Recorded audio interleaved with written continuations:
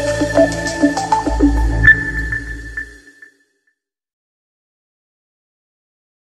दोस्तों, जावा collection playlist में आपका स्वागत है। आज हम लोग पढ़ने वाले हैं vector class in Java collection. तो जैसे एरे लिस्ट क्लास होती है ना, वेक्टर क्लास बिल्कुल सेम होती है। मतलब एरे लिस्ट और वेक्टर एक तरीके से आप कह सकते हैं आइडेंटिकल है, लेकिन दोनों में फिर फर्क क्या है? फर्क थोड़ा सा इंटरनल लेवल पे है, एक्सटर्नल लेवल पे आपको फर्क समझ में नहीं आएगा। क्या है कि जो वेक्टर क्लास है वो सिंक्रोनाइज्ड है और जो एरे लिस्ट क्लास है वो सिंक्रोनाइज्ड नहीं है। तो सिंक्रोनाइज्ड का मतलब क्या होता है कि अगर वेक्टर पे कोई काम हो रहा हो और एक काम हो रहा हो और कोई दूसरा काम उसको करने की कोशिश अगर आप उसी वेक्टर पे करेंगे तो वो वेक्टर को लॉक कर देगा। मतलब जब तक पहला काम कंप्लीट नहीं होगा तब तक किसी दूसरे काम को वेक्टर करने नहीं देगा। जबकि एरे लिस्ट में ऐसा नहीं है, उसमें साइमल्टेनियसली कई काम एक साथ हो सकते हैं। तो सिंक्रोनाइज्ड होना चाहिए किसी भी डेटा स्ट्रक्चर को। इससे क्या होता है कि जब एक काम हो रहा हो तो दूसरा उसमें कोई अपडेट नहीं कर सकता, जिससे काम थोड़ा सा इफिशिएंटली होते हैं। तो बाकी सारे अगर आप देखें वेक्टर बनाने का तरीका, वेक्टर डेटा टाइप, वेक्टर का नाम, यहाँ पे सिंटैक्स लगभग सेम है। मेथड्स भी वही हैं जो एरे लिस्ट के अंदर होते हैं, जैसे add, get, iterator, remove all, clear, set. ये सारे मेथड्स जो आपने एरे लिस्ट के अंदर पढ़े हैं वो सारे मेथड्स आपको मिल जाएंगे वेक्टर के अंदर भी। तो आइए हम लोग इसको एक बार यूज भी करके देख लेते हैं।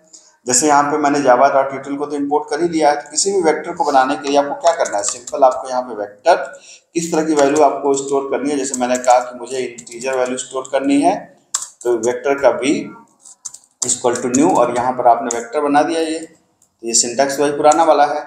जैसे वेक्टर के अंदर कोई भी चीज़ ऐड करने के लिए ऐड नाम का मेथड होता है। तो आप इस तरीके से किसी वैल्यू को भी आप यहाँ पे ऐड कर सकते हैं, जिस भी वैल्यू को आप ऐड करना चाहें। यहाँ पर मैंने कुछ वैल्यूज को यहाँ पे ऐड कर दिया, 20, 30, 40 एंड 50।